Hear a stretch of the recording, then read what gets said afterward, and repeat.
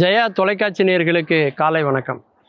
காலை மலர் நிகழ்ச்சியில் தெரிந்ததும் தெரியாதுங்கிற நம்முடைய பகுதியில் நாள்தோறும் பல புதிய தகவல்களை தெரிஞ்சிட்ருக்கோம்.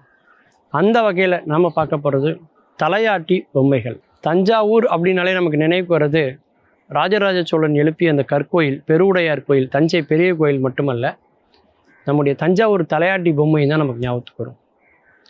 அந்த தலையாட்டி பொம்மையில் இன்றைக்கி நிறைய வகைகள் இருக்குது. அதாவது ராஜா ராணி அப்படிங்கிற மாதிரி இருக்கும். அந்த மாதிரி பொம்மைகளில் நடனம் ஆடக்கூடிய ஒரு பெண்ணை போல பொம்மைகளும் இன்றைக்கி இருக்குது. தலை தனியாக, உடல் தனியாக, கை கால்கள் தனியாக ஆடுற மாதிரி அந்த பொம்மைகளை நம்ம பார்த்துருக்கலாம். ஆனால் உலகத்தில் புவியீர்ப்பு விசைன்னு ஒன்று ஐசக் நியூட்டன் கண்டுபிடிக்கிறதுக்கு முன்னாடியே நம்ம தஞ்சாவூரில் தலையாட்டி பொம்மை இருந்தது அப்படிங்கிறது தான் பெரிய பாராட்டுக்குரிய ஒன்று. எந்த அளவுக்கு தமிழர்கள் அறிவியலின் முன்னோடியாக இருந்திருக்கிறாங்க பாருங்கள். இந்த தஞ்சாவூர் தலையாட்டி பொம்மையில் அடிப்பகுதி பார்த்திங்கன்னா அரை வட்டமாக அரை கோள வடிவத்தில் அது இருக்கும். அது முழுக்க கனமான பகுதியாக இருக்கும். அதனுடைய மேல் பகுதி மெலிதான லேசான பகுதியாக இருக்கும், எடை குறைவானதாக இருக்கும். ஒரு காலத்தில் காவேரி ஆற்றினுடைய களிமண்ணை எடுத்து அதனுடைய அடிப்பகுதியை நிரப்பியிருக்காங்க. இந்த சரட்டைன்னு சொல்லுவாங்க இல்லையா, கொட்டாங்குச்சின்னு சொல்லுவாங்க இல்லையா, அதனுடைய அடிப்பகுதியை அதை வச்சு அதில் காவேரி ஆற்றோட களிமண்ணை அது மேலே வைத்து மூடி அதற்கு மேலே காகித கூழ்களால் ஒரு பொம்மையினுடைய உருவத்தை போல் கை கால் மூக்கு இருக்கிற மாதிரி செஞ்சு அதன் மேல் பகுதியை ஒட்டுவாங்களாம். காஞ்சதுக்கப்புறம் பார்த்திங்கன்னா அது ஒரு பொம்மை மாதிரி இருக்கும் பார்க்குறதுக்கு. அவருடைய தலையை லேசாக சாய்ச்சா மறுபடியும் பழைய நிலைமைக்கு அது நிற்கும்.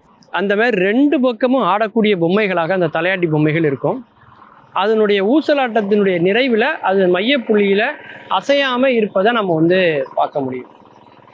இந்த தலையாட்டி பொம்மை என்ன தத்துவத்தை நமக்கு சொல்லுது அப்படின்னு பார்க்கும்போது, வழக்கமாக உலகம் முழுக்க எந்த கட்டிடங்களை யார் கட்டினாலும் பூமியில் தான் அஸ்திவாரம் போடுவாங்க இல்லையா. எவ்வளோ உயரத்துக்கு எழுப்புறாங்களோ அதை விட 2 மடங்கு 3 மடங்கு கீழே அஸ்திவாரம் தோண்டுவாங்க. உலகத்தில் கீழே அஸ்திவாரம் போடாமல் மேலே அஸ்திவாரம் போட்ட ஒரு கட்டட கலையை நீங்கள் கேள்விப்பட்டிருக்கீங்களா? அதுதான் தஞ்சை ராஜராஜ சோழன் கட்டிய அந்த பெருவுடையார் கோயிலில் உள்ள அதிசயம். 80 டன் எடை உள்ள கல், 216 அடி உயரத்தில் அது இருக்குது. ஆனால் அஸ்திவாரம் பார்த்தீங்கன்னா 5 அடி தான் தோண்டியிருக்காங்க. அதுக்கு 216 அடி உள்ள ஒரு கட்டிடத்துக்கு எவ்வளோ அடி தோண்டணும் இல்லையா? ஆனால் வெறும் 5 அடி தான் அஸ்திவாரம். அப்போ என்ன அர்த்தம்னா, அஸ்திவாரம் கீழே இல்லை மேலேன்னு அர்த்தம். அதாவது ஒரு கல்லையும் சேர்த்து வைத்து 2க்கு நடுவில் ஒரு நூல் இலை தான் இடைவெளி விடுவாங்க. ஒரு கல்லையும் வைத்து அழுத்தும் போது அப்படியே அது ஒட்டி கொள்கிற மாதிரி இருந்துடும். இந்த உலகமே அழிஞ்சாலும், இந்த பூமியே அழிஞ்சாலும், சூரியன் சந்திரனே இல்லாமல் போனாலும் கூட நிலைத்திருக்கக்கூடிய ஒன்றாக அந்த தஞ்சை பெரிய கோயில் இருக்கணும் அப்படிங்கிறதுக்காக தான் அந்த மாதிரி பண்ணியிருக்காங்க. நீங்கள் எந்த ஊர்களில் போய் பார்த்தாலும் சரி, ஒரு குகை இருந்துச்சுன்னா அந்த குகையை குடைஞ்சி குடவரை கோயிலாக ஏற்படுத்திடுவாங்க. அல்லது பாறைகள் அதிகம் இருக்கக்கூடிய மலையாக இருந்தால் அதில் கற்றோலி கோயில்கள்னு சொல்லுவாங்க.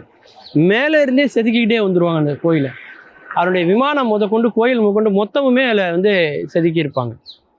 உதாரணத்துக்கு நம்முடைய நாமக்கல்லில் இருக்கக்கூடிய நாமகிரி தாயாருடைய சந்நிதியை சொல்லலாம், அந்த நரசிம்மர் கோயிலை சொல்லலாம். பார்த்திங்கன்னா அது மலையோடு சேர்ந்து தான் அதனுடைய மூலவரே இருப்பார். உள்ள கோயிலும் அப்படி தான் இருக்கும், மூலவரும் அப்படி தான் இருப்பார். அந்த மாதிரி கல்லில் இப்பேற்பட்ட ஒரு அதிசயத்தை நிகழ்த்தியிருக்கிறாங்க. அதனால தான் பாருங்கள், அந்த கோயில் கொஞ்சம் கூட அசைவற்று அந்த மண்ணில் ஒரு பேப்பர் வெயிட் மாதிரி அதை வச்சுருவாங்க. மலைகளே பேப்பர் வெயிட் மாதிரி தாங்க. இந்த இடம் அழுத்தம் கொடுக்கணும் அப்படிங்கிறதுக்காக தான் இயற்கையே அந்த இடத்துல மலையை வச்சுருக்கு. அப்போனா தான் பூமியில் ஒரு சமநிலை இருக்கும் அப்படிங்கிறக்காக. பேப்பர் வெயிட் இல்லைன்னா பேப்பர் பறந்து போயிடும் இல்லையா? அது மாதிரி அந்த இடத்துல அழுத்தமாக மழை இல்லை, நம்ம குடஞ்சி எடுத்துட்டோம் அப்படின்னா அதனுடைய விளைவை நம்ம சந்திக்க வேண்டியிருக்கும். அதெல்லாம் அன்றைக்கே யோசித்தவர்கள் அவர்கள். அதனால தான் பார்த்தீங்கன்னா அஸ்திவாரத்தை பூமியில் போடாமல் மேலே வச்சாங்க.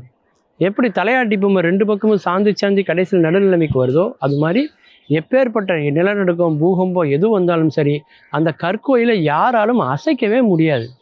அந்த அளவுக்கு எடை உள்ள ஒரு பொருளை மேலே வச்சுருக்கிறாங்க. சாரப்பள்ளம்னு ஒரு இடம் சொல்கிறாங்க. அங்கேருந்து சாரம் கட்டி அதை மேலே கொண்டு வந்தாங்க, அதனால தான் அதுக்கு சாரப்பள்ளம் அப்படின்னு பேர் வந்துன்னு சொல்கிறாங்க. இல்லை அது யானையை வச்சு அதை கொண்டு மேலே ஏற்றினாங்க அப்படிங்கிற செய்திகளும் சொல்லப்படுது. ஆனால் இன்று வரைக்கும் பல கேள்விகளுக்கு விடை தெரியாமல் இருப்பது தான் உண்மையிலேயே அந்த கட்டடக்கலையினுடைய நுட்பம், அதிசயம் அப்படின்னு சொல்லலாம். மீண்டும் பல புதிய தகவல்களோடு, அதில் அறியப்படாத பக்கங்களோடு உங்களை சந்திக்கிறேன். நன்றி, வணக்கம்.